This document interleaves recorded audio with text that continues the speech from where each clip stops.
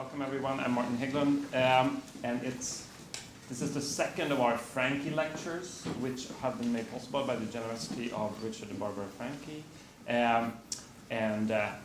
Gary introduced the whole series last time, so I won't go over all that again. But just to have a sense of the format, the speaker who comes today, Professor Robert Pippin, is sitting in on the Frankie seminar and then giving a lecture and then having dinner with the students. So it's a really exciting format for everyone involved. And it's a particularly great pleasure for me to welcome Professor Robert Pippin to Yale. Pippin is the Evelyn Stephenson Distinguished Service Professor of Social Thought and Philosophy at the University of Chicago. And given that he by now is the author of some 15 books, just reading the titles will take most of the time I have for this introduction. So what I want to do instead is just give a very synoptic account of Pippin's importance for contemporary work in the humanities, while mentioning only a few of his many influential books, which range from philosophy to literature and art, all the way to Hollywood westerns and film noir. So at the heart of Pippin's work stands a book from 1989 entitled Hegel's Idealism. And I think it's extremely rare for a work of secondary literature and philosophy to have the kind of transformative effect and enduring legacy that Pippin's book has had, both in Anglo-American philosophy and in Germany. What Pippin did in that first book was that he powerfully refuted the idea that Hegel is some sort of pre-critical and totalizing metaphysician, instead showing why Hegel may be the most sophisticated of all post-Kantian philosophers up until the present. And this is a perspective that Pippin has continued to develop through Hegelian engagements with philosophers such as Nietzsche, Adorno, and Heidegger, as well as in his book on Hegel's practical philosophy, which not only reconstructs Hegel's dialectical notion of freedom, but also shows why this notion of freedom offers profound challenges to many contemporary philosophical paradigms. So not just the historical relevance of Hegel, but the contemporary philosophical relevance of Hegel, in the way it allows us to challenge, for example, naturalist accounts of action or moral individualism. Now, all this would be impressive enough in itself, but Pippin has also pursued his dialectical logic of action in sophisticated engagements with authors such as Henry James and Marcel Proust, as well as through readings of modern art. So one can say then that Pippin never forgets the interdisciplinary and historical vocation of philosophy, thus remaining true to Hegel's dictum that philosophy should be its own time comprehended in thought. However, what I think is even more remarkable is that Pippin does not choose between an emphasis on the practical, social, and historical constitution of agency on the one hand, and Hegel's logical, metaphysical ambitions on the other. On the contrary, as Pippin has made clear in his recent work on the science of logic, if we understand Hegel's claim that logic is metaphysics in the right way, we will understand why it is crucial for grasping why historicity and sociality are essential and irreducible. It would be a mistake to call Hegel's concerns in the logic abstract.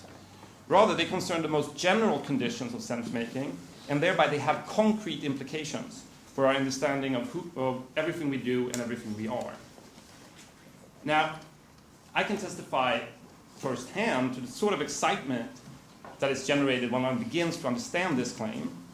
For the past 3 years, some of us here at Yale have been reading The Science of Logic systematically, and Pippin's new essay on the science of logic have accompanied us as we have done so. Indeed, during these 3 years, I've often had students coming to my office declaring that, oh, Pippin just published a new essay on the logic, with the same kind of excitement that you would declare that your favorite band just released a new song.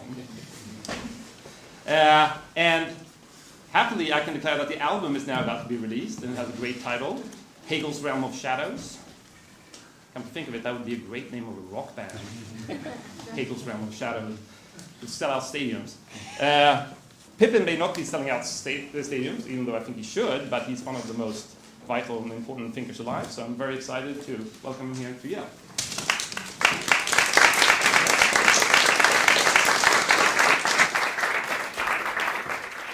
Thank you very much. This is the second time I've had the pleasure of Martin's informed and complimentary introductions. I wish I could just record them and take them with me. It's very kind of you to invite me. I do feel I should perhaps apologize a little bit for this lecture. When I got the invitation, I heard that there was this Frankie seminar and that they were discussing Heidegger's Being and Time. And I know that Martin's interpretation of Heidegger is very much, I would call a Hegelian interpretation of Heidegger. I thought I would read something on Heidegger's criticism of Hegel, which is what this paper is. My compulsion to apologize is that it will sound, although I agree with Martin it isn't, but it will certainly sound excessively abstract, just by virtue of who Hegel and Heidegger are. They don't write in a way that is easily accessible, and I will do everything I can to make the abstractions of both of them accessible. But I feel humbled by the task, and I hope I've made clear what's at stake between them, because I think it bears quite a lot on the kinds of things I heard discussed this afternoon in the seminar. The project from which this paper is drawn is a philosophical engagement with the tradition of anti-Hegelianism in modern European thought. A critique which I want to show amounts to an attack on what I consider Hegel's version of idealism, and ultimately on systematic philosophy as traditionally understood, which Hegel is thought by many people to have brought to some sort of conclusion.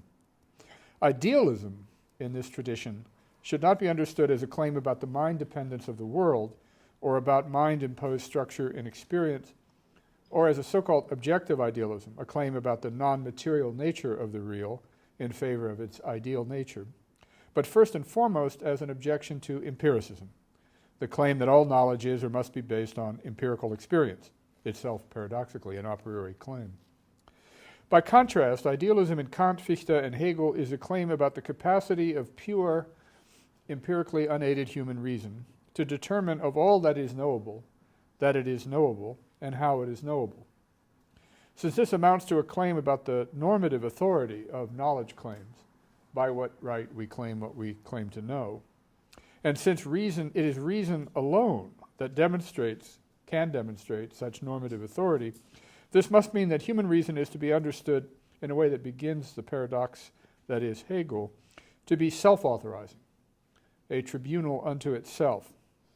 In the Hegelian version, this determination of the knowable is a determination of all that there is in its knowability, and so is in metaphysics. The determination of the knowable is not for Hegel the determination of a limitation, as if a limitation just to the knowable for us. Or in Hegel's famous and controversial phrase, this determination, this self-determination by reason of its own requirements, is absolute. And so is, as he constantly says, a determination of the absolute, of all that is in its knowability, that is, of all that is. In other words, idealism in this sense invokes the deepest principle of all Western rationalism. To be is to be rationally intelligible. There can be nothing alogos, or unintelligible. Obviously, this all rests everything of significance on the determination of the necessary requirements of intelligibility, what Hegel called a logic, and why we should think that such a determination sets out what Kant, in another context, called not merely the logically possible, but the really possible. The position obviously does not hold that there is nothing unknown, but that there can be nothing in principle unknowable, that the logic of the form of the knowable can be fully determined. This then would clearly amount to a claim about the conceptual structure or logic of what there is. As is well known, many of the most influential figures in this period, roughly 1807 until the present in European philosophy, considered Hegel their chief opponent, an animus also shared by the likes of Schelling, Kierkegaard, Marx, Heidegger, Adorno, Derrida, Deleuze, Bataille, Foucault, Lyotard, and Levinas. So there's some sort of strange Freudian moment in which Hegel is the big daddy who has to be killed before philosophy can begin again. And that dimension I'm not going to talk about, but it's not really supplanting your predecessor, a position well known here at Yale, but killing him off once and for all for good. And they often explicitly did so, attack Hegel, by identifying him as the epitome or culmination of all Western philosophy itself. The dispute, in one way or another, concerns an attack on that idealist claim for the autonomy and self-sufficiency and self-authorizing character of rational reflection, and especially against Hegel's claim for the absolute status of the results, all in favor of various versions of the finitude or limitation of human reflection. Now, these interpretations often draw large implications from what I believe to be a distorted interpretation of Hegel. However, the proposal tonight is not that all of modern continental philosophy rests on a mistaken interpretation of Hegel. Many other issues were certainly in play, but the contestation between idealism and anti-idealism, between the self-sufficiency of reason and its putative radical finitude, is of major philosophical importance in itself. There is a way of genuinely understanding Hegel such that this long critical reaction certainly has some real grip on a real problem in Hegel. In other words, while it's true that the received Hegel interpretation is, for me, largely inaccurate, pointing this out hardly settles the issue. The central challenge to idealism, which I'll sketch below, is still a very powerful one. The basic claim in this long tradition about the insufficiency of idealism or pure thinking, or even systematic philosophy, is important enough to warrant that kind of interrogation. My suggestion will be that Hegel's potential contribution to this discussion has been both misunderstood and undervalued, and the central claim is that when the ambitions of what Hegel called pure thinking are properly identified, the criticisms embodied in the finitist argument that I want to identify, while interesting and important, don't hold. But first I have to proceed to a ridiculously brief summation of the Hegelian ambition itself. So here goes. The central idealist claim began with Kant's critique of pure reason and his assumption that reason was capable of determining what it was entitled to claim, and capable also of restricting itself when it could not provide such authority. The first critique is itself an exercise of pure reason, exercised on itself. This almost immediately generated the concern that such an enterprise would not only end in a destructive, self-devouring skepticism, but in an all-destructive nihilism, Jacobi's original coinage, leaving nothing of moral substance or objective status standing.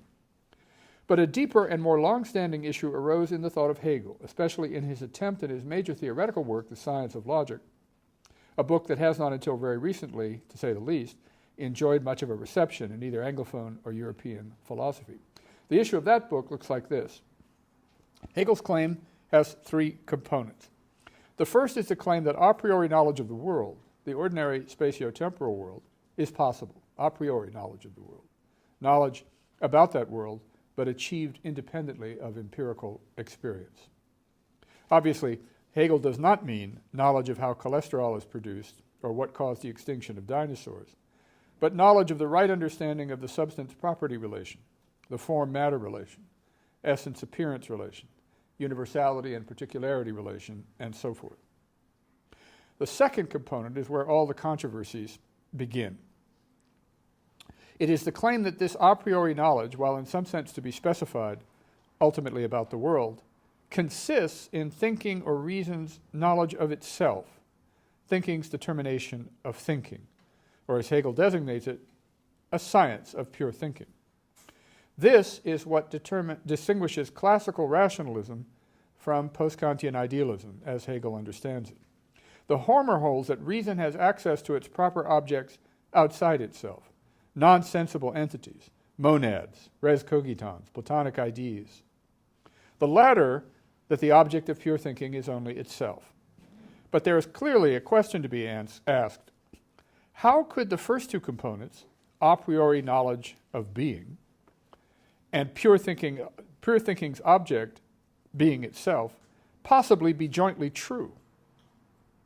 One long dominant interpretation of Hegel on this point, the third component, and the putative resolution of this tension between the first two, holds that these two claims can both be assertable only if what there really is, the really real world, what is accessible only to pure reason alone, is itself something like thought, thinking moments, perhaps something like the absolutes or God's thinking itself, an inherent evolving noetic structure unfolding in time from the human perspective, Spinoza-like absolute in itself. Pure thought thinking itself is the manifestation of the noesis noesios, God thinking himself, or it is the divine-like apprehension of a noetic reality that underlies experienced appearances. That would certainly resolve the tension. I can't do so here, but I've argued for many years that this interpretation does not at all fit the text. So an alternate interpretation is necessary, and I'll discuss that in a moment. But apart from the interpretation issue, the various critiques I am interested in all hold that any such project is doomed from the start, that there is not and cannot be such self-sufficient, pure thinking. Another way of saying that there isn't such a thing as philosophy, traditionally understood. Philosophy is a non-empirical enterprise. It's pure thinking. It's an attempt to determine an answer to questions like what is art, what is religion, what is the good life, non-empirically, purely. So an attack on pure thinking is ultimately an attack on the possibility of philosophy. I noted that such a broad counterclaim is often summarized as a doctrine of radical finitude. This is an apt title, since Hegel insists that, to use an Aristotelian formulation, thinking is not the thinking of any object. And when he wants to summarize such an unusual reflective self-relation, he notes what he calls the infinity of thinking's relation to itself. He means, pure thinking's object is itself, but not as an object or event. Rather, its object is the thinking also interrogating thinking, a circle, not a dyadic relation, hence the provocative notion of infinity, without beginning or end, subject or object. The criticism holds that thinking must always be understood as grounded on or dependent on or an epiphenomenon of some sort of non-thinking ground or absolute or materiality or contingency or the unconscious instinct or drive of the thinker. Schelling's early formulation is apt. The distinction between thinking and what is other than thinking, between subject and object, cannot itself either be a subjective or an objective distinction. If it were either, there would actually be no distinction. So what there really is can be characterized neither as absolute subject nor absolute object, but here the difficulties with Schelling begin, somehow the neither subject nor object. Hegel's prioritization of the concept, in his terms the identification of the absolute as the concept, intelligibility itself, is said to be by Schelling a prioritization of absolute subjectivity, and so to require only one relation to what is other than thought, nature, pure domination, Herrschaft. It would be hard to overstate the influence of such an argument. The details vary a great deal, of course, but the form of skepticism remains, from Schelling to Heidegger to Adorno especially.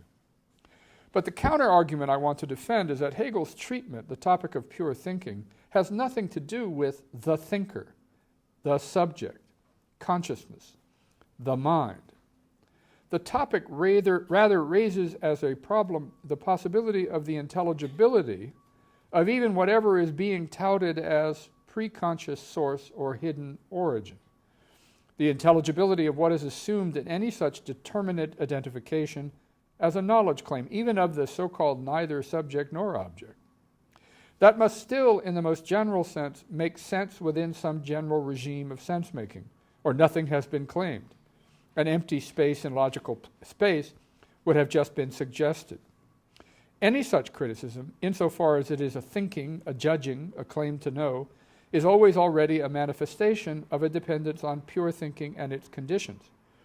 And such moments of pure thinking are to delimit, but not limit, the normative domain of intelligibility, what can rightly be distinguished from what, or rightly posited as ground, for example, and not any process or series of events that goes on in supposed independence of the empirical world.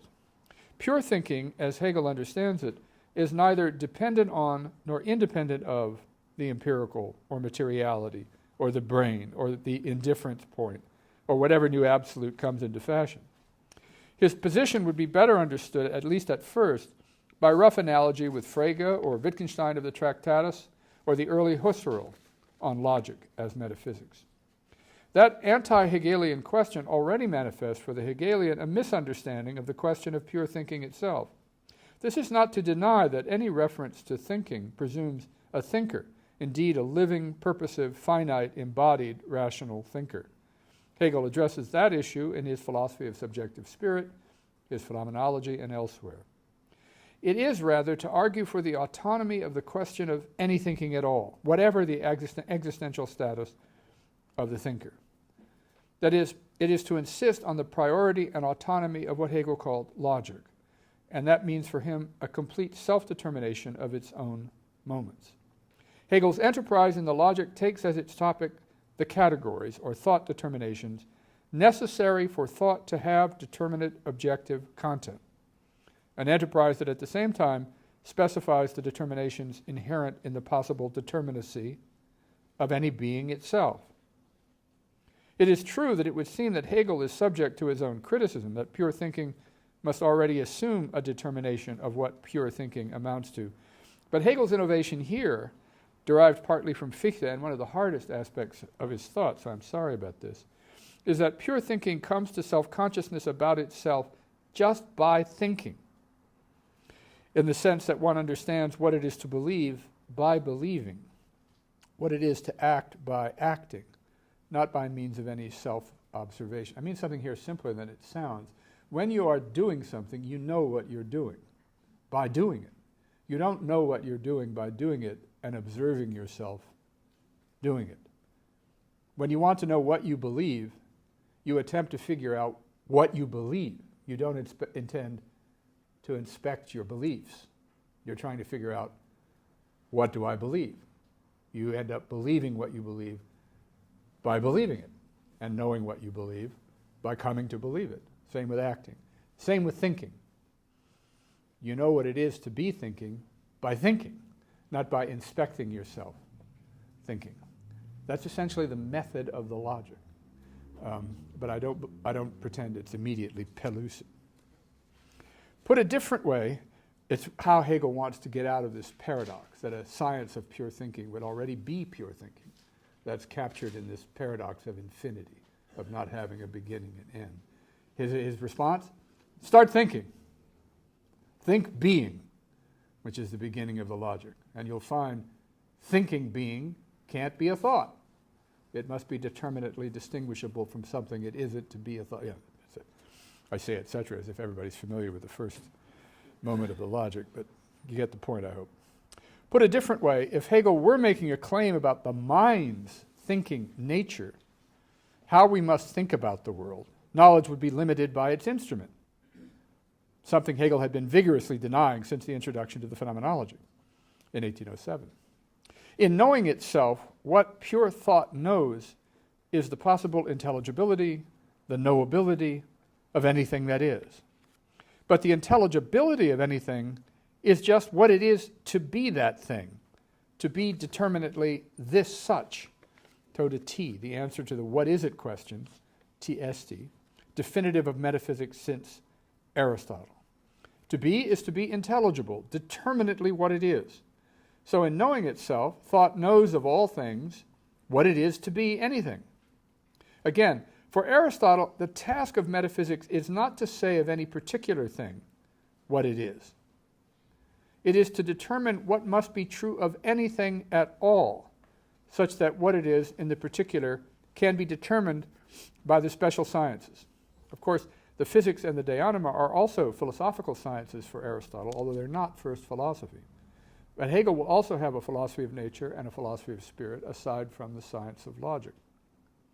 But the analogy with such things as Frege's and Husserl's critique of psychologism only goes so far, not only because Hegel's account of how pure thinking determines the necessary moments of the intelligibility of anything at all, already a distinctive and unprecedented position, but also because it involves a further argument about the bearing of such results on the intelligibility of nature and human practices. This feature of Hegel's position, which is among these critics an understandable frustration, the relation between the logic and the philosophy of nature and spirit, touches on another major dimension of the anti-idealist critique, one most associated with Schelling, Kierkegaard, and Heidegger.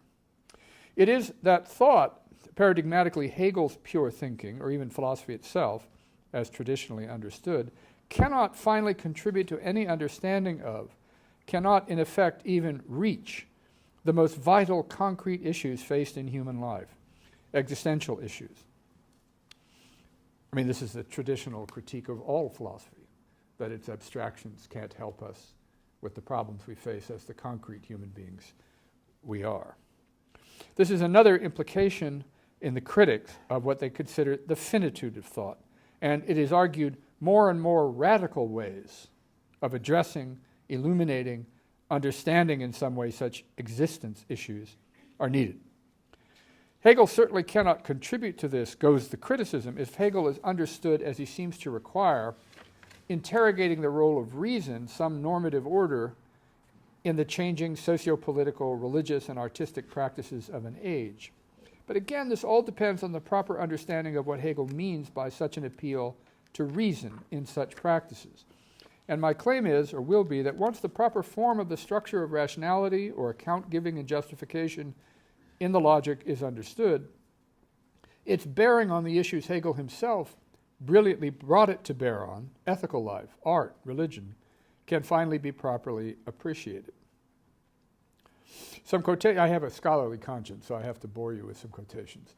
I want to prove to you that Hegel is saying what I say he's saying, because what I'm now saying Hegel is saying, most people who work on Hegel do not believe Hegel is saying. So I have to now put some quotations on the board.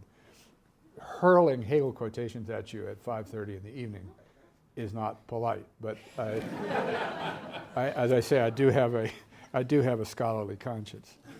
This is Hegel. I don't see how anybody can doubt what I'm saying, but they do, almost all of them. But this is what Hegel says. Thus, logic coincides with metaphysics, the science of things grasped in thoughts, which used to be taken to express the essentialities of things. He means the things outside used to be taken to be about things rather than pure thought. It's about things grasped in thoughts, which is the only way things can be intelligible as thought. We should note this change in emphasis by Hegel. The new metaphysics logic concerns things as grasped, gefasst, in thought, whereas the old metaphysics was a thing metaphysics, used to think of its subject matter as onto, outside itself, the essence of things. Or the objective logic, which are the first two books of the logic, thus takes the place, rather, of the former metaphysics, which was supposed to be the scientific edifice of the world, constructed by thoughts. The object of pure thinking is only pure thinking. Again, a logic alone takes the place of the former metaphysics. And finally, a longer quotation. The older metaphysics had in this respect a higher concept of thinking than now passes as the accepted opinion, which is that thinking is just a subjective activity, a psychological process. For it presupposed as its principle that only what is known of things and in things by thought is really true, wahrhaft wahre, in them. That is, what is known of them not in their immediacy, but as first elevated to the form of thinking, as things of thought. This metaphysics thus held that thinking and the determination of thinking are not something alien to subject matters, but rather their essence, or that the things and the thinking of them agree in and for themselves. It's not a correspondence view, in and for themselves. That thinking in its immanent determinations and the true nature of things are one and the same content. Not that thinking corresponds to things, but the determination by thinking of the requirements for any intelligibility by thinking is ipso facto a determination of the intelligibility of anything that could be, and thus an answer to the question, potentially, what is it? So, does this all put us in any better position to understand the skepticism from the finitude of thought objectors? Consider some of the most immediate pressing objections, which I'll turn now to. I'll have time to consider two objections, although at the level of abstraction and distance from various texts, I'll have to be subjective rather than definitive. But we have to start with an objection, again, as a matter of scholarly conscience, before we can even get started, from the Kantian camp, which rejects this whole enterprise. The second is from Schelling's point of view, and finally we'll conclude with Heidegger's response to all of this. Is it not obvious, says our Kant scholar, that any proposed identification of thought and being, like that asserted in the last quotation, simply ignores, rather than answers, the famous question that marked the beginning of critical philosophy for Kant in his famous to some of us, February 21st, 1772 letter to Marcus Hertz. This is the letter in which he claimed to have discovered, quote, the key to the whole secret of metaphysics, unquote, a question he said he had neglected in his 1770 dissertation. The question is, what is the ground of the relation of that in us, which we call representation, to an object? And, quote, the axioms of pure reason concerning these objects, how do they agree with these objects, since the agreement has not been reached with the aid of experience? Isn't Hegel, when all is said and done, a regression to uncritical thinking, dogmatism, rather than some sort of progress beyond Kant and his supposedly objectionable, subjective, mind-imposed unity, noumenal ignorance, idealism? It's absolutely correct to note that Hegel does not answer Kant's question, as much as reject it as confused and resting on its own dogmatic presuppositions. Part of that rejection is supported by what he thinks he accomplished in the Jena phenomenology of 1807, but it's also internal to the stance of the logic.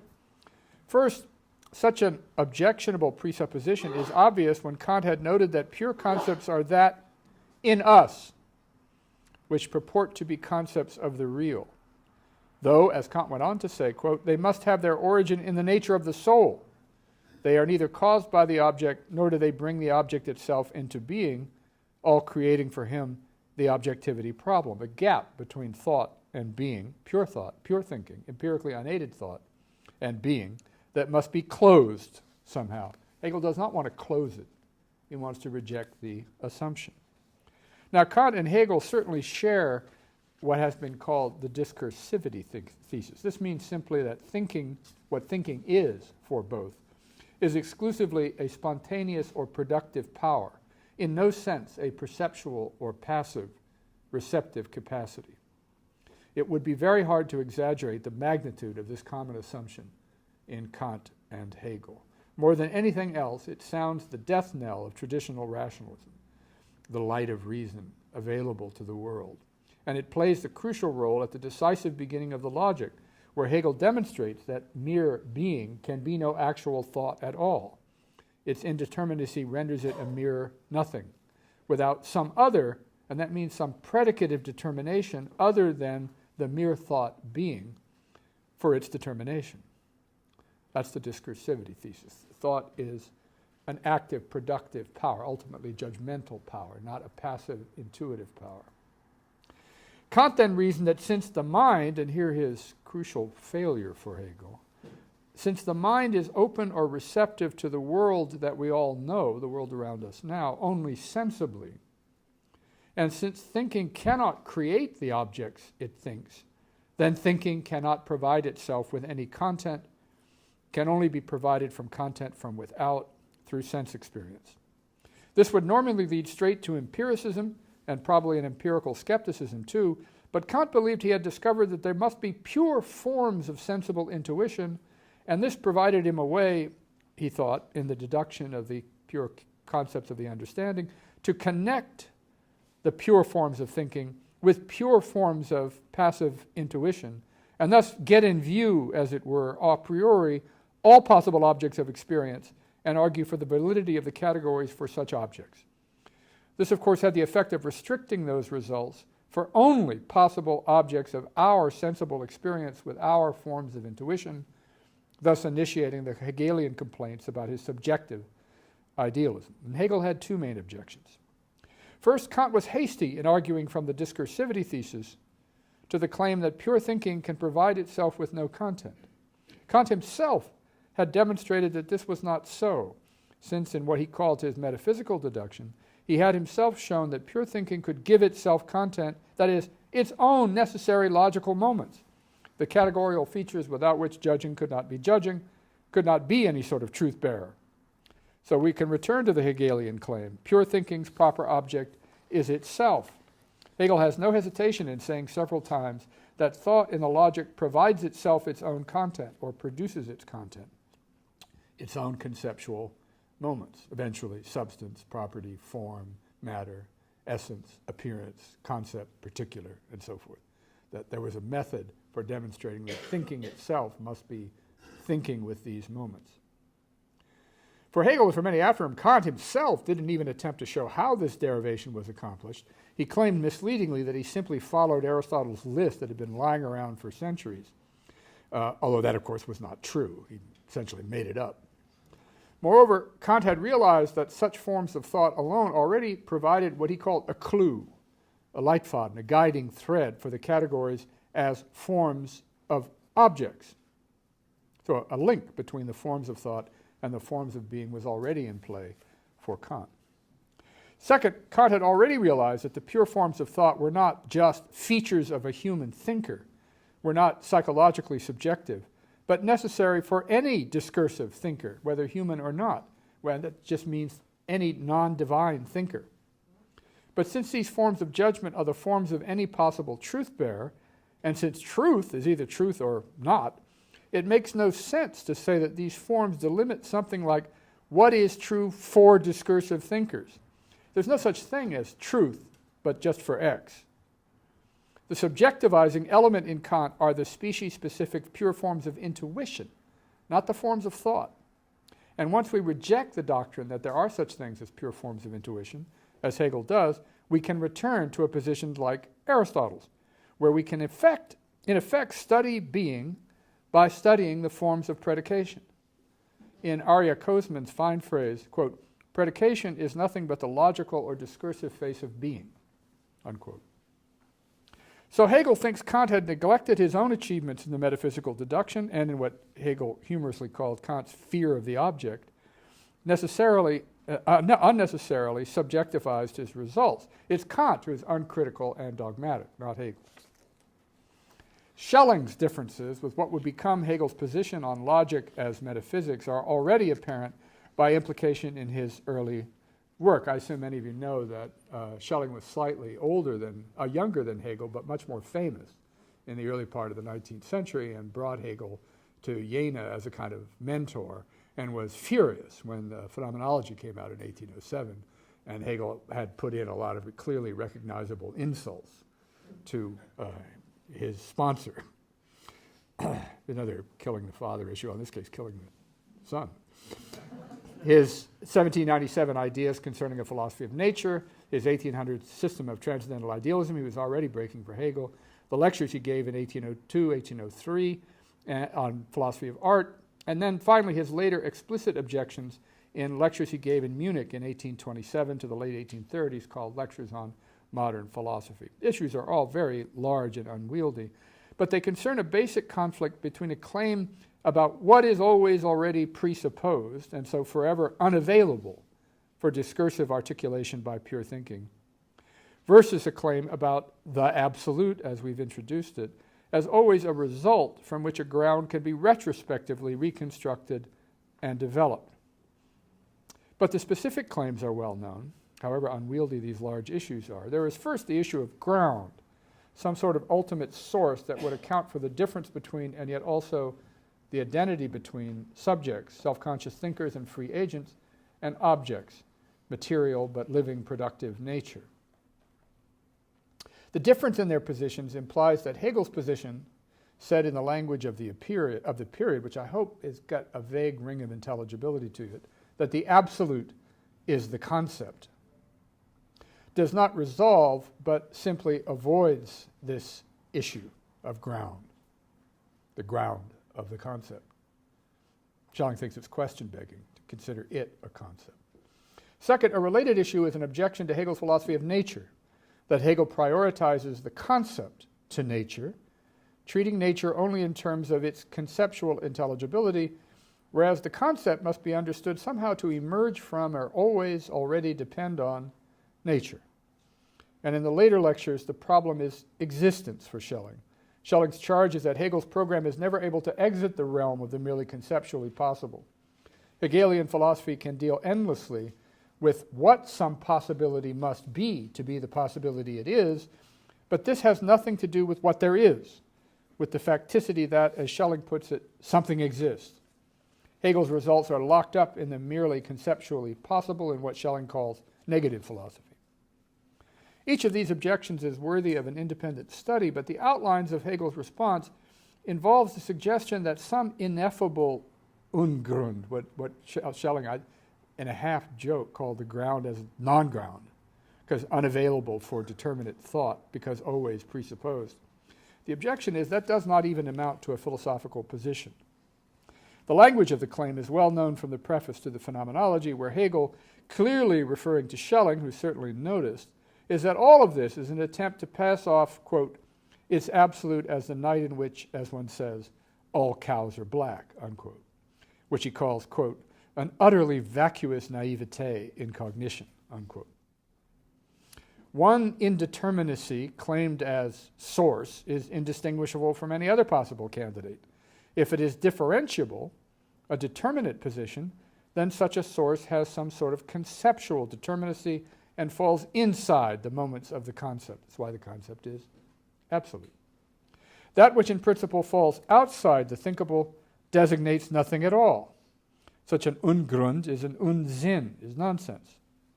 To be sure, Schelling has a lot to say about the role of art in somehow manifesting this discursively unmanifestable ground.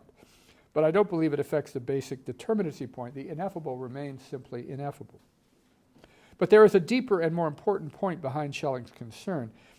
As he would put it, if there are both subjects and objects, thinkers and things they think about, then ultimately they still have incompatible properties. So how is it possible that pure thinking self-determination could somehow help us understand how that could be? Unless we are metaphysical dualists, and Hegel certainly isn't it obvious that we need some account of substance that could explain how self-conscious thinking and self-determining agency could emerge out of a material world otherwise devoid of these capacities? If so, this would seem to lead us into Schelling's language of a material's nature's self-negating of its own self-conscious materiality, something that might be easier to understand if we also follow Schelling into a notion of the absolute that manifests itself as both a living material nature with this capacity for self-negation and the results of that self-negation, which can be identified as neither. I'm sorry about the obscurity, that's the way Schelling talks. Hegel treats this way of looking at the problem as a complex of category mistakes. The question of the evolutionary conditions for the emergence of consciousness and language is an empirical question, just as is the question of what capacities the brain must have for there to be consciousness and language use. Again, the proper question is philosophical, or in Hegel's terms, logical. In his encyclopedia system, the transition from nature to spirit is not a question of substance. At some point, and it doesn't matter for philosophy at what point or how, natural organisms reach a level of complexity and organization such that they begin to become occupied with themselves and each other, and eventually to engage each other and to understand themselves in ways no longer appropriately explicable within the boundaries of explanations proper to nature considered apart from such capacities. Hegel's language about this is everywhere practical, not substantive. It is not that Hegel is denying that self-consciousness and intentional agency are facts in the world. He is simply claiming that no fact about the organic properties of such beings accounts for what it is to be self-conscious or agents, and that is the prior question. Those are categories of achievement for Hegel, indeed collective achievement, and the question of what is achieved is for him an autonomous philosophical question. Of course, what he calls spirit, Geist, remains embodied and so subject to mixed explanations, in which its natural properties bear on its activities as spirit, things like age, geography, and diet. This is what Hegel calls in the encyclopedia anthropology, and he has a lot of interesting things to say about it. But fundamentally, spirit is said to be its own, quote, self-liberation from nature. And spirit is another paradoxical phrase, a product of itself. And its actuality is that it has, quote, made itself into what it is. Consider this famous passage from the Lectures on Art. Art, which is one of the means of this self-liberation, by means of its representations, while remaining within the sensuous sphere, liberates man at the same time from the power of sensuousness.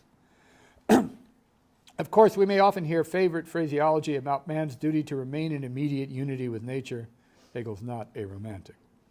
But such unity in its abstraction is purely and simply rudeness and ferocity. And by dissolving this unity from man, art lifts him with gentle hands out of and above imprisonment in nature. It's a little extreme. Even I don't believe that. I mean, there's got to be a better way of talking about our relation to nature. Liberation from prison.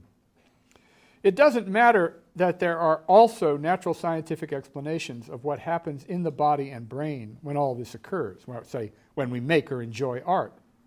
The question that's emerged, the only emergence that is relevant, is whether the norm art has in one instance or another been rightly and fully realized, or whether the justifications agents offer each other and themselves can in fact be defended, whether the structure of ethical life is consistent with the potential of such self-liberating beings.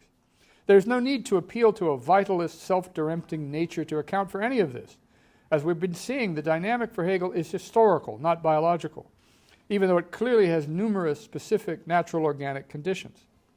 Correspondingly, the question of the possibility of freedom is not for Hegel a question about how a spontaneous causal agency exists in a material world. His theory is a self-realization theory, and that asks for the right achievement in our understanding of ourselves and in our relations to others. Again, for him, a historical and social question, not one that descends from any account of substance. Likewise, Hegel does not treat the concept as the ground of the existence of nature, or in any ontological sense, as prior to nature. The minimal way to characterize the transition from logic to the philosophy of nature in the encyclopedia is that the transition entails that the conceptual structure of any interrogation of nature or spirit cannot be coherently understood as wholly empirically determined. Again, we're talking about all those issues we mentioned before. Finitude, infinity, limit, unlimited, substance, property, accident, necessity, contingency, possibility, appearance, essence, and so forth. All of that must, Hegel thinks, be manifested in a philosophical account of nature, and the philosophy of nature is his attempt to show that it is, as nature was understood at the time. Each aspect of the real philosophy should be shown to depend in some way on a non-derived conceptual structure manifested in its pure form in the logic. This characterization of dependence is not incorrect, but it still admittedly doesn't distinguish how Hegel thinks of that relationship in a way that will exclude the common sense notion of an empty subjective form being filled by objective empirical experience or imposed on extra logical material. He doesn't mean that. This can't be right because on Hegel's approach, any conceptual structure already determines a determinately intelligible empirical content. But it does not and should not determine or derive or certainly deduce, as people sometimes think Hegel wanted to do, the existent content itself. There are passages around 250 in the Philosophy of Nature where he says it's the last thing you want to do. It persists as an interpretation of Hegel. As he says in the penultimate paragraph on the Encyclopedia Logic, the method is not an external form, but the soul and concept of the content, from which it is distinguished only insofar as the moments of the concept, even in themselves, in their respective determinacy, come to appear as the totality of the concept, of any intelligibility at all.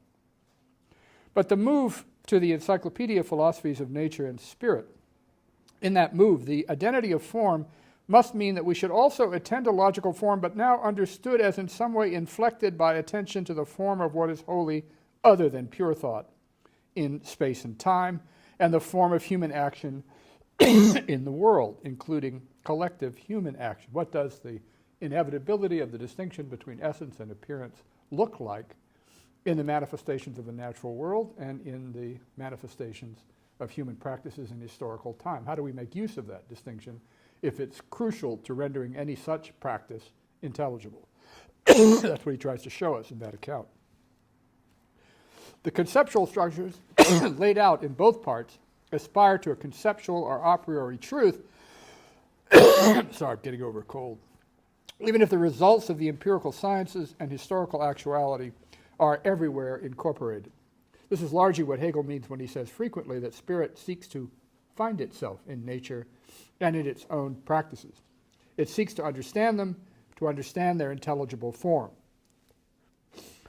But as already noted, this is not because Hegel thinks of either part as a result of a simple application of the moments of a being and essence logic to an external indifferent matter. In fact, Hegel himself makes the very point that Schelling in the later lectures considers a damning criticism of Hegel. The idea is still logical. It's shut up in pure thought, the science only of the divine concept. Its systematic exposition is, of course, itself a realization, but one confined within the same sphere. Because the pure idea of cognition is to this extent shut up within subjectivity, it is, a kind of strange word, the impulse to sublate it. And pure truth becomes, as final result, also the beginning of another sphere and science. But this transition to a consideration of nature is not a deduction of nature's existence, nor could it be. It's once again described in practical terms as a felt practical insufficiency in any full comprehension of the results of the logic. Last section. By far the deepest, in my view, and most thoughtful engagement with Hegel's thought in post-Hegelian philosophy is Heidegger's. In fact, a good case can be made that his is the first genuine confrontation with Hegel in all of the post-Hegelian traditions. For our purposes, the discussion that's essentially important is what was published as the second part of a book now called Identity and Difference, originally a seminar and later also a lecture, The Onto-Theological Construction of Metaphysics. This is because Heidegger goes immediately and directly to the heart of Hegel's enterprise and states it accurately as just what it is. Heidegger tells us the subject matter, the Sache of thinking, for Hegel is thinking. And he immediately adds exactly, oh, thank you so much, very kind of you, exactly the right qualification. In order not to misinterpret this definition of the matter, thinking as such in psychological or epistemological terms, we must add by way of explanation, thinking as such in the developed fullness in which what has been thought has been and now is thought. I'm not sure that's the most lucid explanation, but he is at least trying to exclude the psychological and empirical and trying to give us an account of the nature of thinking as thinking in Hegel, as an independent topic, not as a matter of psychology or epistemology. Thinking in the fullness of what has been thought is Heidegger's formulation of the Hegelian claim that logic, properly understood, is metaphysics. The thinking of pure thinking is at the same time the thinking of the world in its thinkability, what has been and is now being thought. He reminds us that we can only understand this beginning from Kant's viewpoint, although not like Kant, transcendentally, but speculatively. That is, Hegel thinks thinking as being, Heidegger tells us, and not as a subjective epistemological condition or as an event in an immaterial world. Or Heidegger realizes that pure thinking's taking itself as object does not result in a mere theory of thinking or the rules of thinking or a philosophy of pure cognition. As Heidegger says directly for Hegel, quote, being is the absolute self-thinking of thinking. These are obscure and hard thoughts, but I think it's obvious, already from the quotation, Heidegger has got Hegel exactly right. And if he's going to have a criticism of Hegel, it will be powerful, because he's understood Hegel. The last thing Heidegger means by this is that being is mental activity, whether human or divine. That would merely be an account of one of the beings, a subject matter of one of the special sciences, and would presuppose a logic of intelligibility. Because of his own approach, Heidegger is in a unique position to realize that the subject matter of the logic is not in any sense whatsoever a being, not the absolute self-positing, not the noetic substructure of the world, not abstract objects, not the mind of the Christian God, not a substance, but in his language, the meaning of being, der Sinn des Seins. As he puts it in his distinctive language, the being of beings reveals itself as the ground that gives itself ground and accounts for itself, thinking's determination of its own moments. The ground, the ratio by their essential origin, are the logos in the sense of the gathering of beings and letting them be. This is Heideggerese. Sorry about that. They are the hen panta, the all one. Thus, science, that is, metaphysics, is in truth not logic. We now understand the name logic in the essential sense, which includes also the title used by Hegel, and only thus explains it, as the name for that kind of thinking which everywhere provides and accounts for the ground of beings as such within the whole in terms of being as ground, that is, logos. The fundamental character is onto-theologic. The divine at stake, in what Heidegger means by theologic, is, he constantly explains, not a being, not anyone, and he goes so far as to say, to whom we can pray or play music or dance to. He notes almost with a hint of contempt. Ontotheology is over for Hegel, the theology that considered God a being. And Hegel was for him the first to realize that the divine aspect of thinking has nothing to do with a being's thinking, but to the absoluteness of thinking. Because in Hegel, as the culmination of all metaphysical thinking, thinking is divine because it's self-grounding and serves as ground for any being being intelligibly what it is. Because of all of this, thinking is also theology, because it concerns the causa sui. So in summation from Heidegger, metaphysics responds to being as logic and is accordingly in its basic characteristics everywhere logic, but a logic that thinks the being of the beings, and thus logic which is determined by what differs in the difference. Onto-theologic, the difference between being and the account of any of the beings, the particular sciences. As we'll see, Heidegger means that metaphysics is determined by this difference between being and the beings, without metaphysics, and Hegel included, being able to think this difference properly. It is and remains unthought in metaphysical thinking. Compare what Heidegger is saying to what Hegel says, and the accuracy of Heidegger's characterization will be immediately clear.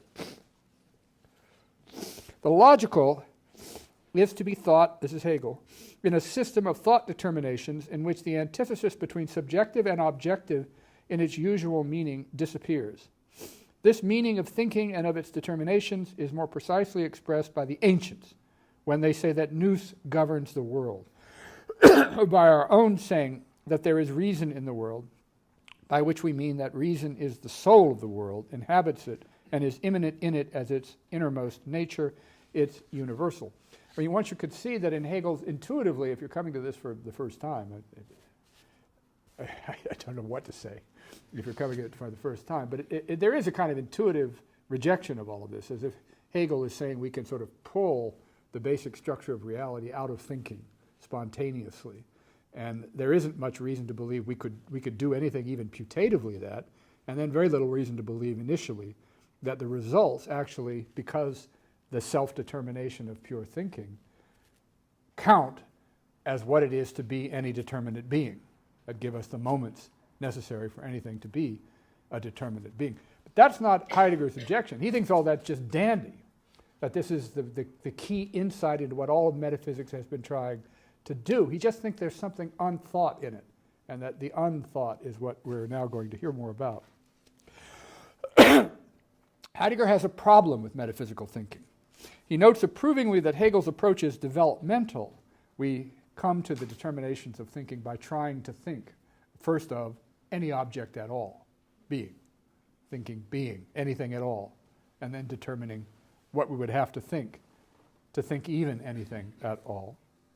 That it's developmental, not deductive, and that this developmental thought, thinking, is intertwined also with the history of thought, with the history of philosophy. In his engagement with this thinking, Hegel tries to think rightly what really has been thought in the developing positions, and that Hegel's attempt is a sublation, a preserving and raising up of all that has been rightly but partly thought into a whole. Heidegger accepts this intertwining with the history of thought, but he says his own approach is to think what has remained forever unthought in the metaphysical tradition, remains hidden in the history of thinking as logos. Accordingly, he says his engagement is not an elevation or sublation, not progressive, but a step back, or Schritt zurück. While Hegel thinks the ultimate identity of thinking and being, Heidegger's basic thought, he says, is difference. Thinking's determination of absolute intelligibility actually, he says, recedes before the true subject matter of thought, being itself. Something remains unasked, the difference between being and the beings. Again, recall, I always find it helpful to mention Aristotle. Hegel follows Aristotle. The task of first philosophy is not to determine of anything what it is, but to determine of anything at all what it must be, such that the question, what is it, could have some purchase. That's the Hegelian version of what Heidegger calls the ontological difference, first philosophy, and the special ontic sciences of what is it, of the beings. Heidegger is objecting that this leaves unasked why the thinkability of any being is limited to what it is to be a being. That leaves the question of being qua being simply assumed, already determined as thinkable determinacy itself. But that means it's unthought, just assumed. Why should the meaning of any being, of all being, be the determinacy of being as just what it is? You might think, well, so what if it's unthought? Not a very interesting thought to think something other than that. Heidegger's going to make an enormous amount of hay out of that this question is unthought, presupposed, dogmatic. The meaning of being shouldn't be understood immediately as the conditions necessary for the determinacy of any being. There's a deeper question about being and meaning that isn't asked. So, in conclusion, if Heidegger has rightly characterized the nature of Hegel's project, and I think he has, what isn't in the logic as metaphysics project in Hegel that does remain, in this sense, unasked or unthought? As just noted, the answer is supposed to be this absolute difference between the meaning of being and the meaning of any beings, which is what drives the logic, how to come up with the conditions of determinacy. And Heidegger is just saying that leaves the question of the meaning of being unasked. This is, of course, Heidegger's master thought throughout his career, but what does the thought and the criticism mean in Hegel's terms? The first thing one could say is that Heidegger is right about the logic. Hegel does insist that the question of being necessarily always amounts to a question about what it is to be this or that being. That's correct. Hegel does believe that. That's the result of the first moment of the being logic, and it is that moment where the deepest confrontation with Heidegger must take place.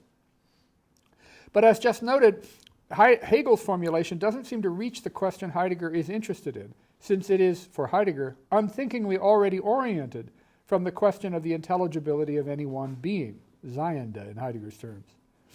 As Heidegger realizes, the closest formulation in Hegel for the question, the being of beings, the meaning of being itself, is simply pure thinking, determinate intelligibility. That is the meaning of being.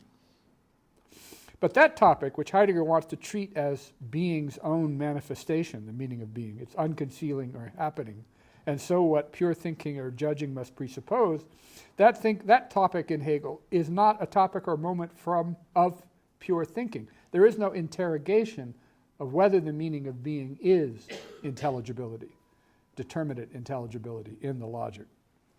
Although we've reached the point where a very great deal would have to be said about Heidegger's unusual language, it's also here that we do seem to reach some sort of absence in Hegel's enterprise, even if whether that means that something crucial is missing or not is a separate question. If the being of beings, the absolute, is thinkability, have we asked in the logic what it is, what it means to be thinkable? Thinkability is not one of the determinate moments of the logic. And when judgment's own characteristics become self-conscious in the last part, the concept logic, it's just the forms of judging this or that in their determinate possible inferential relations that is attended to. I noted before that Hegel thinks we cannot provide an independent theory of the thinkable as such. We can merely manifest thinking by pure thinking. We know what pure thinking is by thinking, like action, like belief. Any other formulation would presuppose and so elude itself. But this means that the science of pure thinking does and cannot count pure thinking itself as one of its moments. And from Heidegger's point of view, this is not adequate. A massive criticism of Western rationalism follows from this point in Heidegger. What we learn in the process of trying to think anything at all determinately is that the possible determinacy of any being can be made out. Thinking is the enacting of thinking, and the reflective self-consciousness at the end of the logic, the concept of intelligibility itself, is a form of self-consciousness about the intelligibility, again, of any being, not something like the thought of being as intelligibility itself. That is always unasked, unthought, presupposed, even if everywhere for Hegel unavoidable, manifested, enacted. The concept logic is supposed to allow the inclusion of the logic itself inside the concept. But that just covers what we've been through in the book, what thinking of any being amounts to. It does not and cannot include what Heidegger seems to be after. What does it mean for being to be thinking self-determination of thinking? That question both must be and cannot be inside the concept. Put another way, logic itself, or the question what is logic, is not a possible moment in the logic. And we know from Heidegger's 1928 lecture course, now published as The Metaphysical Foundations of Logic, Heidegger thinks that question is deeply intertwined with the meaning of being question. So Heidegger is right, I think, that the question remains unthought, unasked. It can't be. But this also raises the question of whether Heidegger is right to draw the rather apocalyptic consequences he does from this supposed forgetting or not asking the question. But it also raises what might seem like an unusual question from Heidegger's point of view. Is all of this actually a problem? It's not as if Heidegger thinks this elusive topic should have been a moment within the logic. That would have turned it into a moment of determinacy itself. He is, in many other works, asking for other modes of interrogation. That's why his work becomes so strange. First from a fundamental ontology, form of phenomenology, to such strange notions as Gelassenheit, or releasedness, or Andenken, or kind of pious thinking, or a Denken that he says is a Danken, a thanking, to the intimation of the fourfold, kind of farmer metaphysics of earth and wind and sky. But from Hegel's point of view, there is no reason to believe that these attempts would not generate their own form, again, of difference, and so elusiveness. And for Hegel, this would be because the only kind of interrogation of being there could be is the interrogation of any determinate being, and the mode of those determinations, thought determinations, Denkbestimmungen. It might be Heideggerian enough for Hegel to invoke another formulation of the same problem, that thinkability as the meaning of being can only be shown, not said. Thanks for your patience. That was a lot.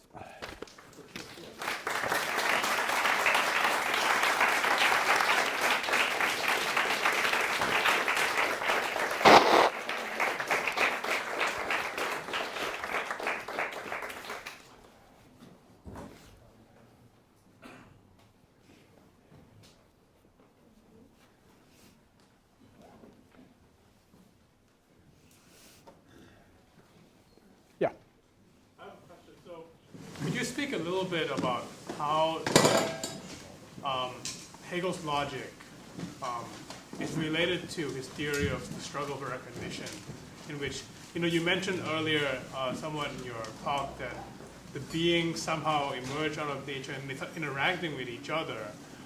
But I want to hear a little bit more from what you think about how the structure of our logical consciousness and our ability to self-reflect and all that is conditioned by a particular interaction between human beings, and whether or not Hegel in some sense presupposes what he set out to prove by embedding the potentiality for such thinking in these creatures that do interact, and then from there in their interactions emerge to some kind of optimistic conclusion, and whether or not that's something justifiable or not. I mean, the first thing one has to say is something about Hegel's systematic enterprise. So the basic statement of Hegelian philosophy is not the 1807 phenomenology, which was a kind of introduction to it, where the most famous passage about the struggle for recognition of opposed self-consciousnesses occur, but the Encyclopedia of the Philosophical Sciences, 1817, 1821, 1830. Three different versions of it.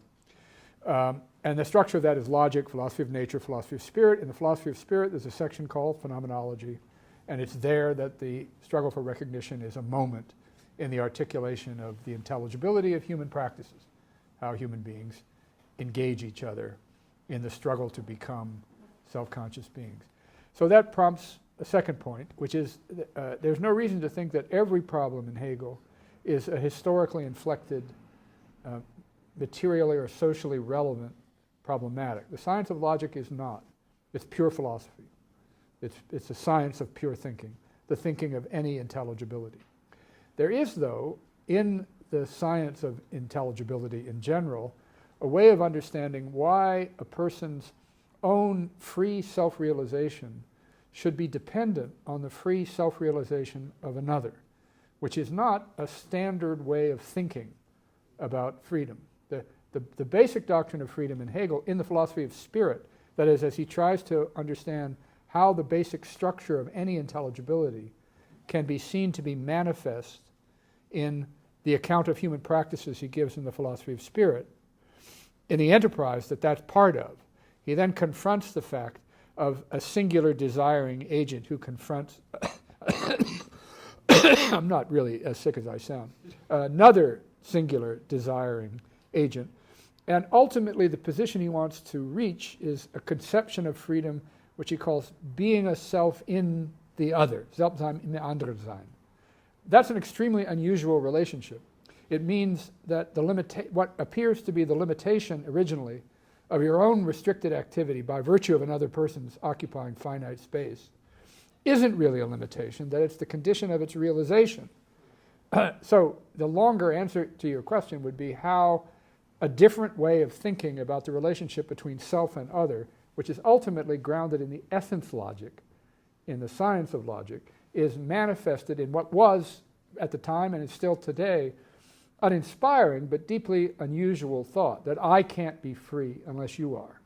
Normally it would just seem I can just be free fine, and it's maybe unjust or unfair that you can't be free. But that relationship, that being a self is being a self in the other. I mean, his examples of freedom, for example, the primary one is love, and the other one is friendship. Those are the true manifestations of human freedom, in which the presence of others are not limitations on the exercise of my agency, but conditions for its objective realization. But all of that depends on a very unusual, the simplest way to respond, all of that depends on a very unusual thought, that the normal relationship between a finite being and its restrictive other is a very limited way of thinking about it, and if we understand the course of the logic, we'll come to understand better something about the relationship that will help us understand how it could be that we'd reach this really unusual point. The point itself is given flesh and bone by Hegel and blood inside of a kind of phenomenological account, doesn't refer to the logic. And the 2 points can be separated. You can make what Hegel is trying to say lucid just in terms of the concept of phenomenology itself, if you understand what that is doing in the philosophy of spirit. But ultimately, as I said, there's an unusual thought behind it, and the easiest way to answer your question is just to say we need to think about that thought, because it's a very unusual thought, that self-realization is not limited by the other, but it takes the other as its condition. Thank you. Yeah, that does. Great, thanks so much. I have 2 questions about finitude and where your conclusion led us with regard to finitude. With finitude? With regard to finitude, yeah. So, because, one way to put the way you were concluding could make it look like an ironic outcome in a certain sense, because Heidegger is the thinker of finitude, right? He complains about, we think about this kind of infinite spirit and so on. But now the frontline that you were describing was Heidegger asking the unasked question of being as such, not the being of this being or that being, or each and every finite determination, particularly, but being as such. Whereas the way you portrayed Hegel, it's true that this question remains unasked, but only because this is the appropriate way to ask the question is to investigate each and every finite being, to go through them, and you have to go through them infinitely in a certain sense. So that there is a certain, there's this phrase in Hegel where it seems that the infinity that he describes is an infinity of finitude, an infinity of finitization. So that we could portray the outcome of the whole thing as somehow being, there is a certain finitude that is already involved in Hegel's account, and Heidegger asking for something infinite of a different sort. This would be a very ironic criticism of Heidegger, yeah, that he's hoisted by his own infinity petard, or something like that. Yeah, I like that. But I mean, it depends on how one characterizes the rather indirect way Hegel is raising the question of the meaning of being as such. I mean, it does manifest itself as thinkability, and it manifests itself by attending to all the possible ways in which it could be constrained, limited, and incorporating them into it, by sort of systematically destroying the idea of the in principle unthinkable, the in principle unintelligible as an empty position. So it does emerge in that sense. But I think the problem with Heidegger is that, and this is a very difficult thing to summarize in a way that, well, as you know, he doesn't want the meaning of being questioned, which looks like he's saying, we don't have an answer for it, I want now an answer. It's exactly what he doesn't mean. He means that the idea that there's an absence in this question that we need to fill is metaphysics. I know you're saying, well, what's the point of raising the question if there isn't a kind of determinate answer to it? But Heidegger thinks it has a bearing on us. What looks like its absence, it can be rethought. We don't really understand what it is to be. And in a way, there's a kind of finality to that in Heidegger that he thinks we have covered over. So, I mean, I think his position is more radical than the ironic rejoinder. Then it opens the question of, well, if it's more radical, what's he talking about? If he means there's a constantly, and he, by the end of the 30s and the 40s, he's already talking about what being is in its manifestation is its concealing. Its revealing and concealing structure is all that there is to the meaning of being. And that's, in a way, from a Hegelian point of view, not a very satisfactory, yeah, exactly, right. And you reach a point where there's almost a kind of begging the question standoff, because Heidegger is going to claim that the assumptions by which this is unsatisfying in Hegel are just, in a way, begging all the questions that he wants to raise, whereas Hegel is trying to say, well, no, you're begging the question by assuming there's always something outside of the regime of intelligibility. I mean, in a way, that's kind of an empty point. You can always just say, well, how do you know there's not something outside the realm of the regime of intelligibility in Western metaphysics? And, I mean, maybe it can emerge historically or something like that.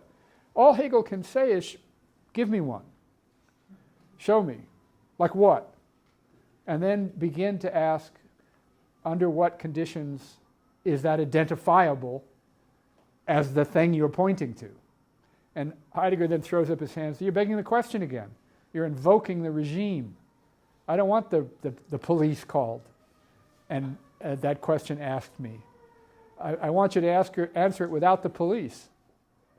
And Hegel says, that's begging the question. It's not the police, for God's sakes. That kind of thing. So it's very, very delicate.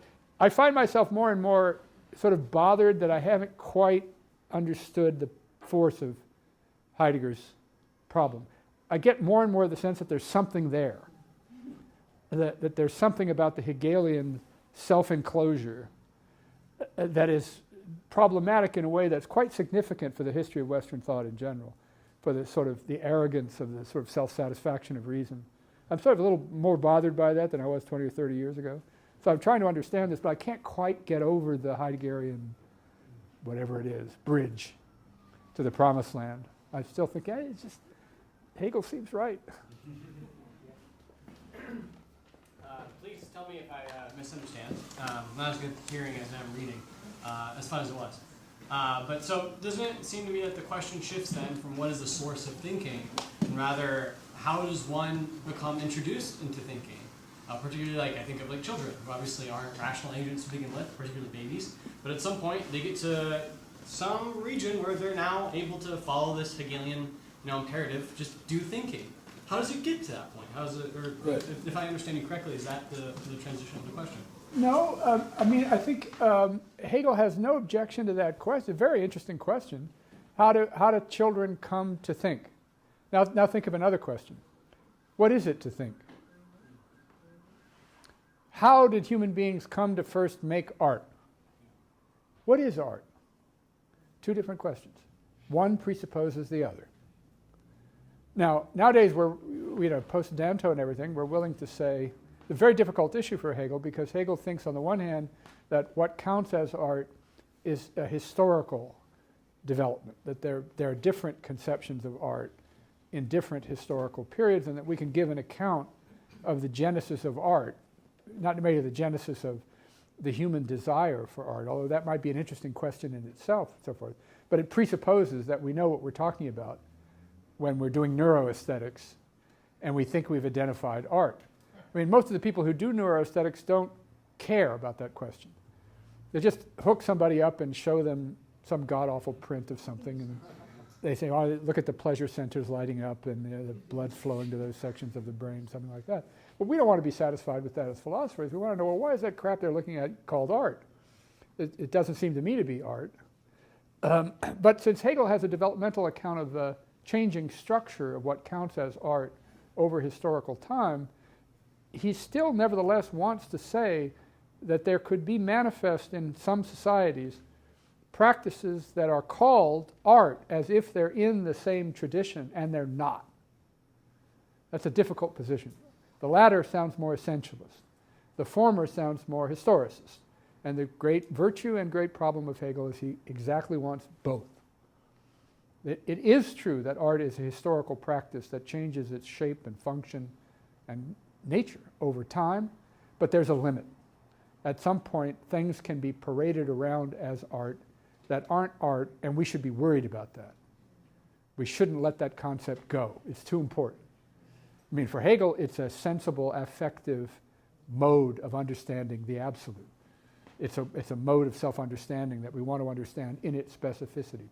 But the question of either the historical generation of the category or the psychological generation of the capacity to appreciate it in children or something like that, those are for him empirical questions that are fine. But the point to be made, and this drives people somewhat crazy because it's a kind of arrogant assumption that first listen to the philosophers. Let them figure out what art is before you go worrying about wiring people up when they experience it. But the next step is there's no agreement in philosophy about what art is. So it doesn't do any good to go consult the philosophers. You consult 15 different positions. But Hegel thinks, he's got an answer to the question, and all you can do is try to give it. But he doesn't think of it as subject to empirical stories about its genesis as part of the answer to what it is. That's a philosophical question. So regarding Hegel's identity of subject and substance, I have a question on something that he says, I think in the beginning of the Phenomenology of the Spirit, but I can't quote verbatim, but he says something like, this could either be taken as the road to truth or whatever, but it could also be regarded as the pathway to doubt and endless skepticism. Pathway of despair, yeah. And I take it that he genuinely is there genuinely is a choice of interpretation on the reader's part.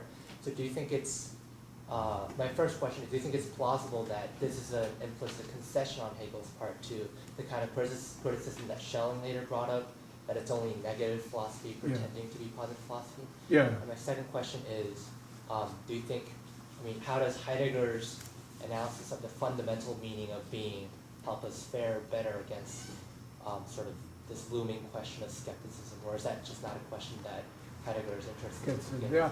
Let me try the first one first. It isn't up to the reader, according to Hegel.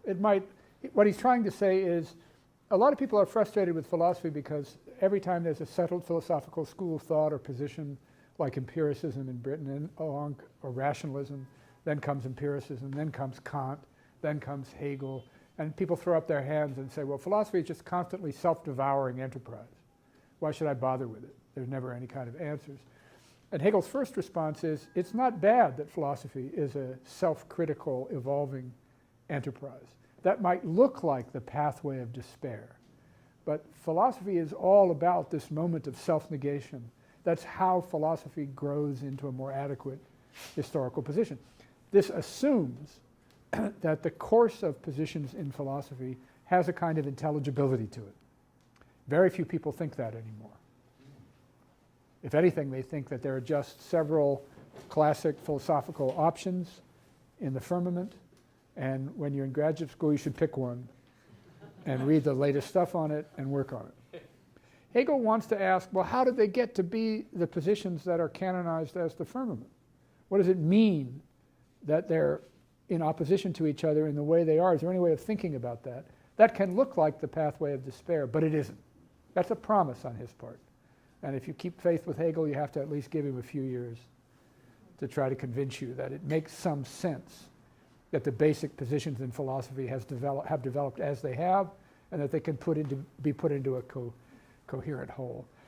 The thing that people who are attracted to Heidegger find so pressing about his questions is, to put it very simply, everything I've been saying about Hegel, you could put by saying the assumption that the determinations of pure thinking are the determinations of being is not some sort of fancy speculative identity that cannot be denied. It's the imposition of a regime of sense-making on an other to thought that is considered the mere material for thought. Heidegger's account of the history of philosophy is radically declensionist rather than progressive. It's just the opposite of Hegel's. Once we start from the assumption that to be is to be intelligible, we've made what there is as being subject to our regime of intelligibility. Hegel thinks the our there is question-begging and wrong, but you can see the force of what Heidegger is trying to say. And the ultimate end of this story is what Heidegger calls technology, the technological enframing, where we understand ourselves and the world as material for some kind of rationalist imposition of some kind of intelligible structure. Our own bodies become medicalized and materialized as subjects for scientific enterprise, for example, or something like that. We begin to understand ourselves differently because this regime of sense-making has been imposed on something that doesn't have its own voice, that is just incorporated inside the machine. This is, even though Adorno keeps saying how much he hates Heidegger, for those of you who know Adorno, you know this is something Adorno swallowed hook, line, and sinker. That Hegel represents the epitome of philosophy as a kind of great devouring mouth, consuming everything in its own self-satisfaction. So I think the people who are really genuinely influenced by Heidegger, or who find him in college or graduate school or when they're reading him, a warning sign of some respects, is that this makes some sense to them. Not so much skepticism, but to a kind of appropriation of being for the sake of the intelligible that isn't a speculative identity, but an appropriation, a devouring, a manipulation, subjective hubris, self-assertion of the point of view of Western rationalism that needs to be guarded against. That's Heidegger's big influence, to convince people there was a danger here. Heidegger calls it nihilism. The classical view, which Hegel is the last one to share, I put it this way, this is going to sound kind of crazy, but that being is good. What does that mean, being is good? It allows its own intelligibility. It is not hostile to us. It is appropriate to our demands that it be made intelligible. You can easily imagine that that would not be the case. And another way of answering your question is, how does Hegel know it's not the case? Maybe there's just a whole bunch that we think we've rendered intelligible that lies out, and we've left a lot of stuff out. And I've tried to say before, that question is an idle question for Hegel until you bring up something and tell him he can't deal with it. And as soon as that happens, he sort of has you. But Heidegger doesn't think being is good. He thinks it hides. That's why he loves Heraclitus. Nature hides. Right, is there somebody else who wants to ask? Yeah. Thank you very much. I have a suggestion regarding how to understand the front line between Hegel and Heidegger in the terms of your the panorama that you just unfolded. And I would suggest maybe a huge part of this front line is the question, how to conceive, how to think about thinking itself. So, because I would say what Heidegger doesn't buy from the beginning is the discursivity thesis. Yeah. And I think this might be the real, or might be the much harder front line. Like the question, if rather than the question you outlined at the end of your talk, the question of being or being as the unthought in the whole history of metaphysics and so on. Because I think Heidegger from the beginning, like from being in time and what understanding, Erschlossenheit, and so on is, he combines a certain sense of spontaneity with a certain sense of receptiveness or receptivity that is not at one with central receptivity or perceptual receptivity, which is something like a genuine receptiveness of thinking itself. I think this is for Heidegger from the beginning of his thinking very central, which is why he, for instance, in his later thinking, he refers on poetry, for instance, as a kind of thinking which is mainly some hearing, a listening to, and so on. I cannot give you the full argument or claim here, but I think this seems to be a huge difference. A non-idealist moment in Heidegger, and maybe the real source of his claims to radical finitude with regard to Heidegger. Yeah, I think you're certainly right. That is a point of great possible contestability between them. The trouble is one needs to, I think you probably would agree, that by introducing the notion of, there's all these Gelassenheit kind of phrases, even in being in time. There's quite a lot of stuff of letting something be or letting something approach you or not letting it approach you or something. Logically, in this phenomenology. There's all that already, you're quite right, already in being in time. Now, the problem is that, I think we would agree, is not a reversion to the rationalist or Platonic notion of noesis, because it's not fixated. Traditional rationalism believes that there is such a thing as a priori philosophy because pure reason has its special objects that only pure reason can attend to, nonsensible objects, monads, thinking substances, Platonic ideas, forms, God. That's traditional rationalism, and it's receptive in the sense in which there's a light of reason, a light of nature, a noesis, an intuition, by virtue of which the undeniability of a claim can be maintained by virtue of having seen it, of there being an intuitive light of reason. That is not what Heidegger is trying to revert to. So then the question is, well, what? Because there is also in Hegel's notion and Kant's notion of productivity, that thinking is discursively sort of predicative or judgmental, there has to be a kind of passive moment of seeing what you've done. There has to be already a kind of complementary. It's just that the seeing, the passivity, is focused on itself. It's still there because, if you've predicated and determined, there are all kinds of implications you have to see. You have to see what else you're committed to. You have to see what you've just done.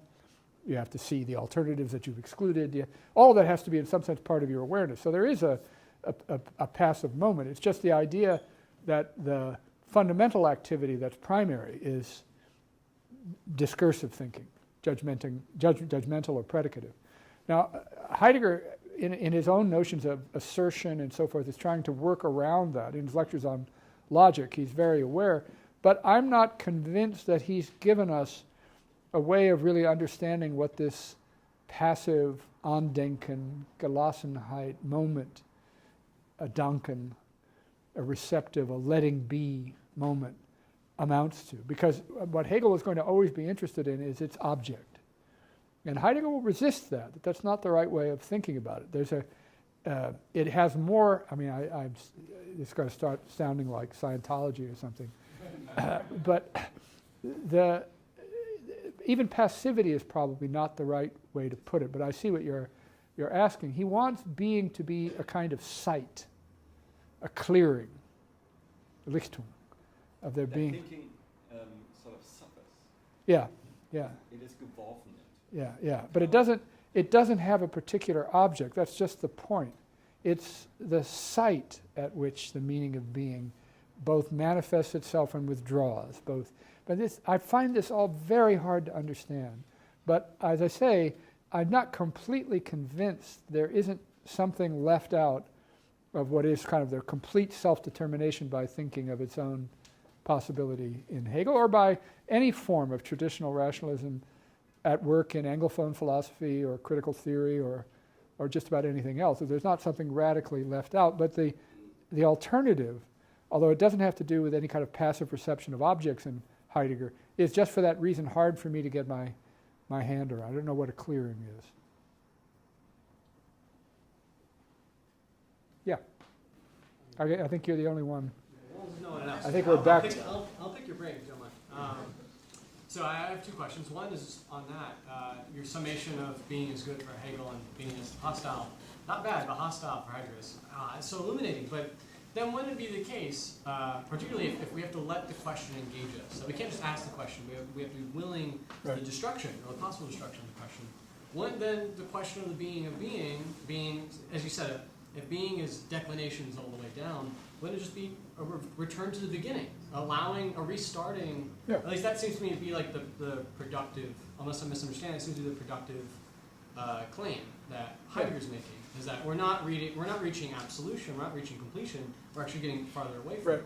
And so that's exactly what Heidegger means. Yeah, I think you're exactly right. That's what he means. Okay, all right, good. We go back to Parmenides and Heraclitus. Everything bad starts with Plato, which is kind of.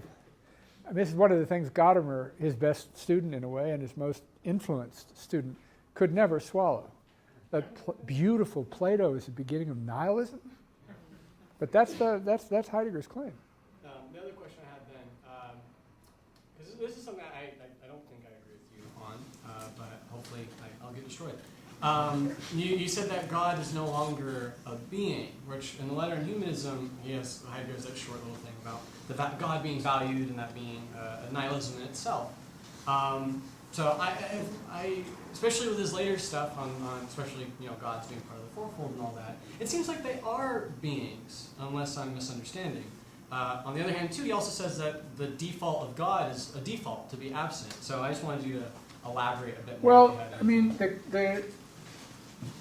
what became the idea of religion after ontotheology in theology, which was quite influential, since Heidegger is now probably the most influential figure in contemporary theology, became so-called negative theology. I mean, my colleague Jean-Luc Marion is the epitome. It's good that God died. Now he can be God. That kind of thing. It's really by negative determination that the manifestation of God as not a being, but the meaning of all being can be manifest. So, I mean, the letter on humanism, I mean, you have to take into account, first of all, that, especially what he says about Marx, Heidegger is writing in occupied France. He wants to get back to work. And so I think a lot of the letter on humanism, which was so influential in France, is a political document meant to protect himself. He knows where they're coming for him. And so all of a sudden, Marx is a great thinker. God is God. Don't let him be a value. It's just a lot of BS in that letter. The later stuff on ontotheology is all consistent with the rejection of God as a being. But that doesn't mean there's not a religious element in Heidegger. I don't quite mean to say that. But there is a hesitation to adopt any of the traditional Christian theological apologetics that we know from scholasticism.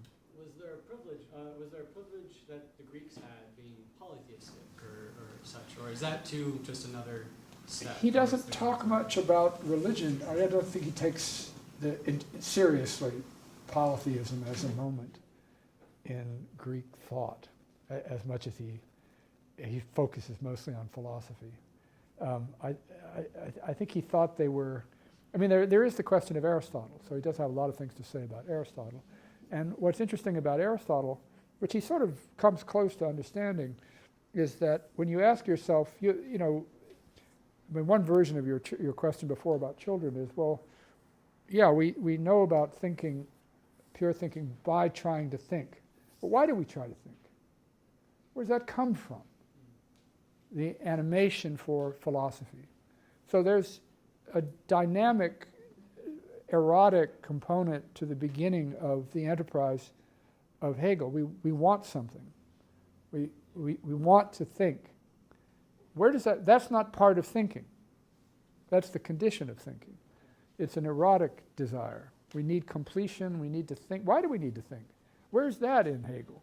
Where's the origin of the logic? There's a phenomenological introduction to the logic that explains why in thinking we would come to the standpoint of absolute thinking, pure thinking, thinking itself. That doesn't answer the question.